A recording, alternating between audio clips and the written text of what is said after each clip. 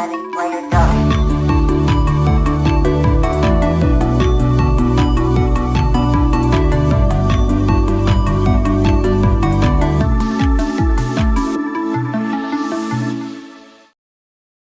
မင်းလူရတယ်မရောက်ပြီမဲ့မင်းထင်ရတယ်တော့ရှောက်မလုံမိစေနဲ့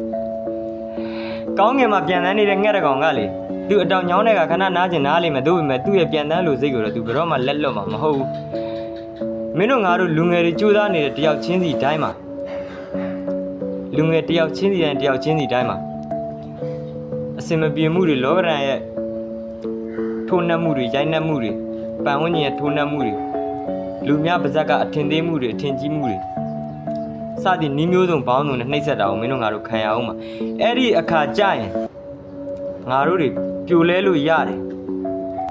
စိတ်တက်ကြလို့ရတယ်ဒါပေမဲ့မင်းတို့ငါတို့ရဲ့ရီမန်းချက်ပန်းနိုင်တော့ငါတို့အရောက်သွားဖို့လိုမယ်နော်မင်းတို့ငါတို့ရဲ့ရီမန်းချက်ပန်းနိုင်တော့မြဲမြဲစုပ်ကင်ထားပြီးတော့ငါတို့ရှေ့ဆက်ရှောက်ဖို့တော့လိုမယ်နော်ရှောက်တဲ့နေရာမှာရောက်အောင်ရှောက်ရမှာနော်ကဲနောက်တစ်ခုပြောမယ်ဗျာဆရာအဘိုးဦးအောင်တင်ပြောခဲ့တဲ့တကားလေးဒီမှာကောင်လေးတွေ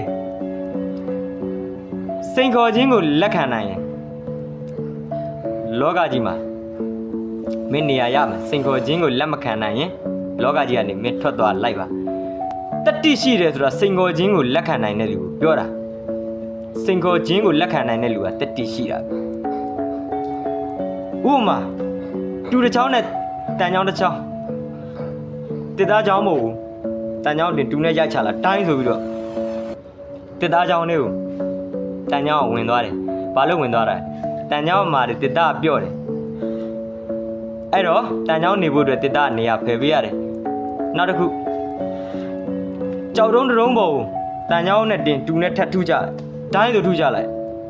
တိုင်းဆိုတန်ချောင်းကိုကိုးရတယ်ဘာကြောင့်ကိုးရတယ်ကြောက်တုံးကမာတယ်တန်ချောင်းပြော့တယ်ကြောက်တုံးကပြန်ပြောတယ် sorry ပဲငါမင်းထက်မာတယ်အဲ့တော့လောကကြီးမှာမင်းမာသလားပြော့သလားမင်းပြော့တယ်ဆိုရင်လောကကြီးရဲ့အထက်တန်းအောင်မင်းမမျောပါနဲ့မာကြောတယ်ဆိုရင်မင်းနေရာရှိပါလိမ့်မယ်ကျေးဇူးတင်ပါတယ်နော်တူတူကြိုးစားကြမှာနော်ဘဝတူတွေဘာမှအားမငယ်နဲ့သိလားစိတ်ပဲလူတယောက်ကစိတ်ပဲစိတ်တက်ကြရင်ဘယ်လိုပြောမလဲထင်ရလိုရမရဘူးမထင်ရတော့ရှောက်မလုပ်ဖို့လိုတယ်စိတ်တက်ပဲလူတိုင်းကြားလို့ရတယ်ကြားလိုက်ပတ်စံပေးရတော့မဟုတ်တော့အေးဒါမှစိတ်တက်ကြနေတယ်ငါတို့ရဲ့အုံနောက်တွေက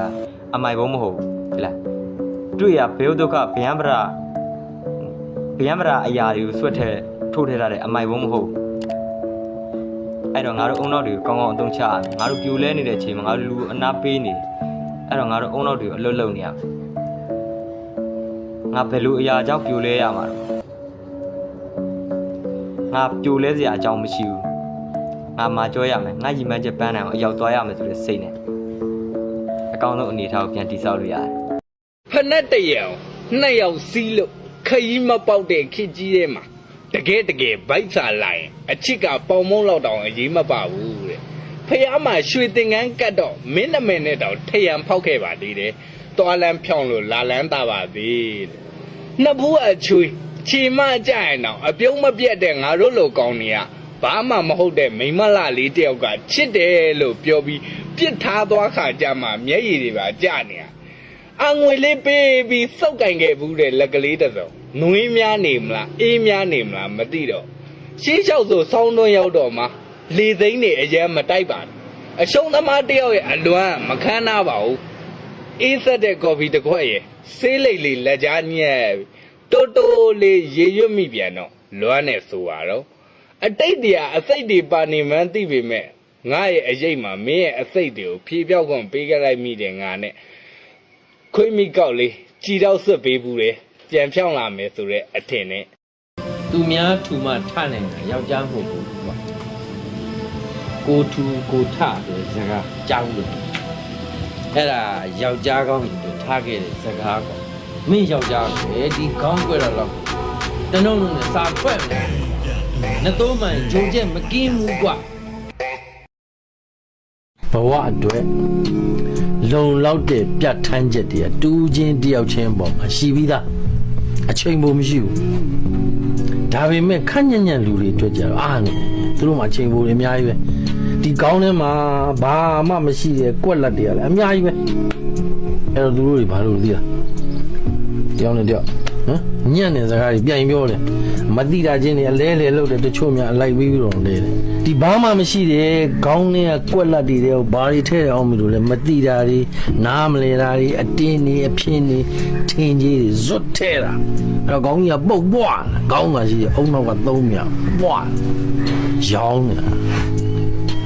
ငါသမီးကိုအဖေကလူညံ့မဖြစ်စေချင်ဘူးလူညံ့နေပေါ်တဲ့ကဘာကြီးထဲမှာငါသမီးကိုပြစ်ချထားလိုက်ရင်ငါသမီးပါလူညံ့ဖြစ်သွားမယ်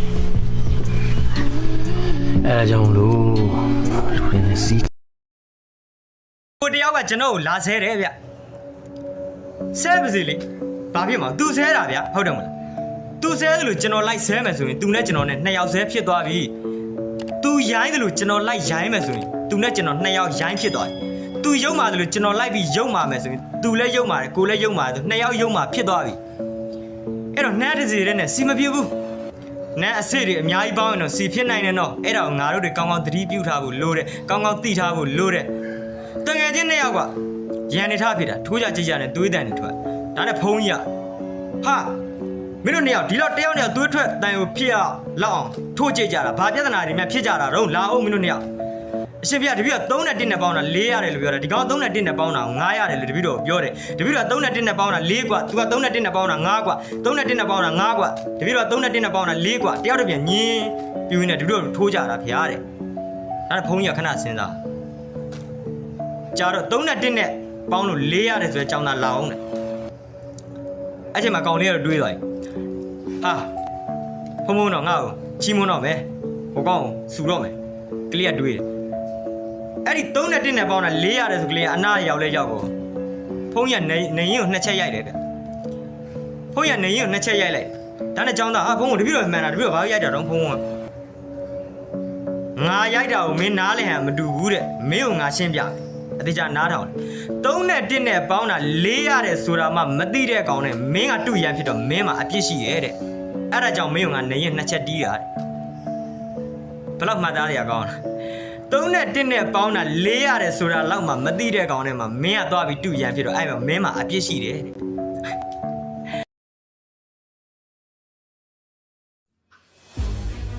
ဲ့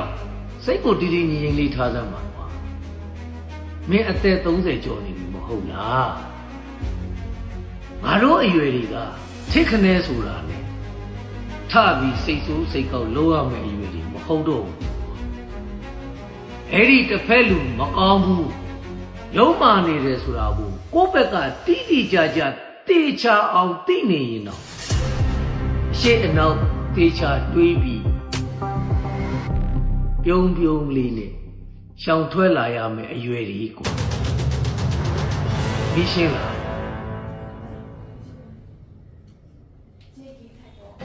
ဘယ်လိုလုံးမအုံနောက်မပါဘူးပြောတို့ပေမဲ့ तू နေထိုင်ဖို့အတွက်ကျင်တူရတယ်မင်းတို့ငါတို့မှအုံနောက်ပါပါလေးရနဲ့နေရတကဟိုလူမိကိုဒီလူမိကိုလိုက်လုံနေမယ်ဆိုရင်တော့ဘယ်စုံလုံးကိုအားနာတင်တယ်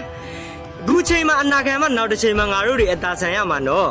တကယ်ကြိုးစားနေတဲ့လူတယောက်ချင်းစီတယောက်ချင်းစီတိုင်းလုံးဝပင်ပန်းရရင်နော်မင်းအဲ့ဒါကိုတော့လက်ခံရမယ်မင်းအဲ့ဒီစကလုံးကိုတော့မင်းဘလုံးဝအောင်မလွန်ဆန်လို့မရဘူး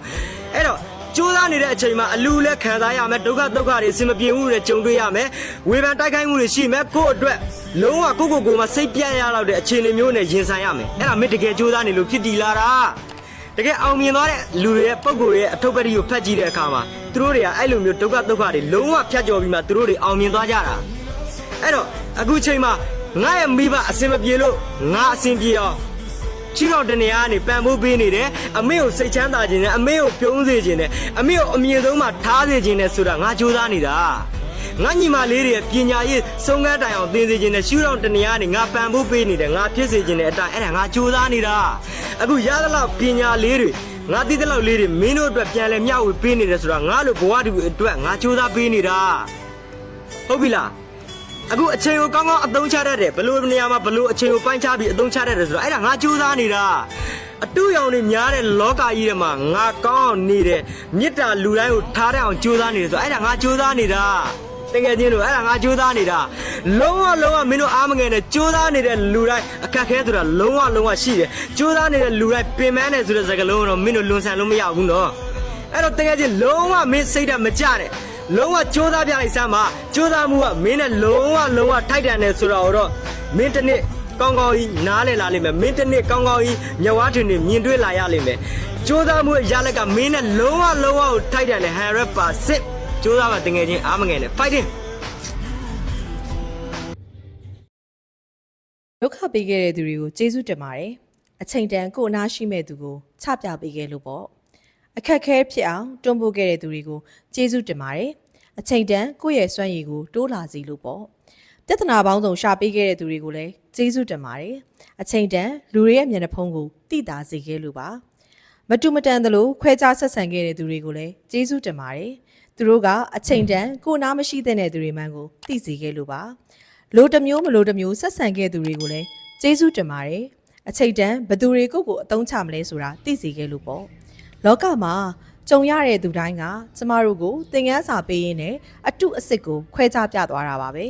အစစ်မှန်တွေကိုလက်တွဲပြီးတော့အတုအယောင်တွေကိုဆွန့်လွတ်ပြီးရင်ဘဝကိုအရှုံးမပေးတမ်းဆက်လျှောက်ကြရမှာပါ